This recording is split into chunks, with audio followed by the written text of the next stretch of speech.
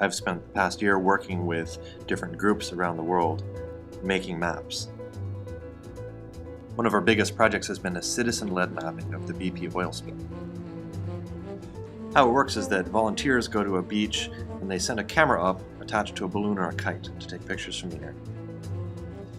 One of the reasons it's called grassroots mapping is that the tools are simple and cheap enough that anyone can use them. A basic kit costs only a couple $100s.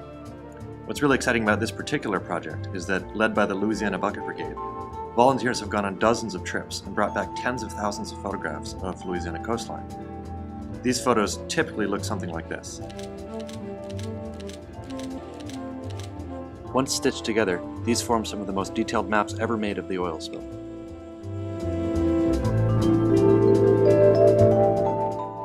Our goal is not only to provide an independent assessment of the damage the oil has caused, but to put the production and control of that data in the hands of citizens.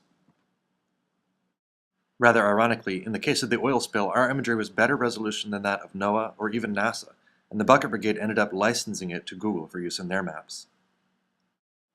Most importantly, though, we have released the data into the public domain, and it is available online for reuse without restriction.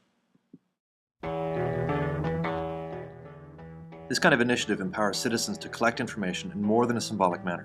It involves them higher up in the data lifecycle, producing and interpreting information that was once the sole domain of government and industry.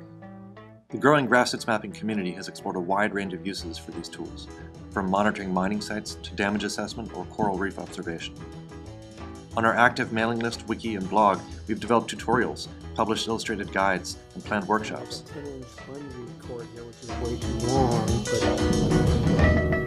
It's still capturing, yes? Our tools are always evolving in response to new situations, and a high emphasis is placed on situating technology in specific sites, addressing environmental, social, and political themes.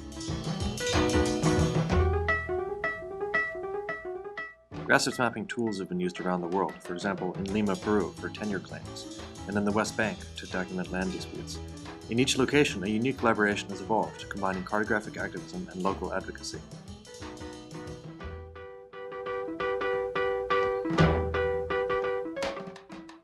Public workshops have helped to refine the balloon mapping kit, incorporating new materials which are better and cheaper.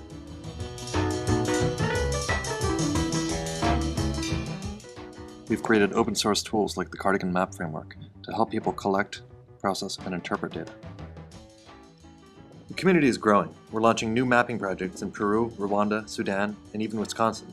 We're starting to develop new tools to see the world in different ways. An inexpensive thermal camera to photograph heat loss in buildings, ultraviolet photography to identify oil contamination, and other exciting projects. We need a venue to share and discuss our work, and a banner under which to collectively present ourselves. This will yield new collaborations, workshops, and research to refine ideas which can help change the way we see the world. We're looking for an opportunity to expand our efforts. The Shuttleworth Fellowship will allow me to focus my full attention and abilities on the ambitious initiative, in a time when many open source projects seek sustainable ways to do innovative work. In addition, one of the greatest challenges we face is the recognition of citizen-led data gathering and its adoption as a source of change-making information. These efforts at open access to powerful and inexpensive tools need the support and legitimacy of a recognized institution like Shuttleworth, with its interest in and track record of open and participatory practices.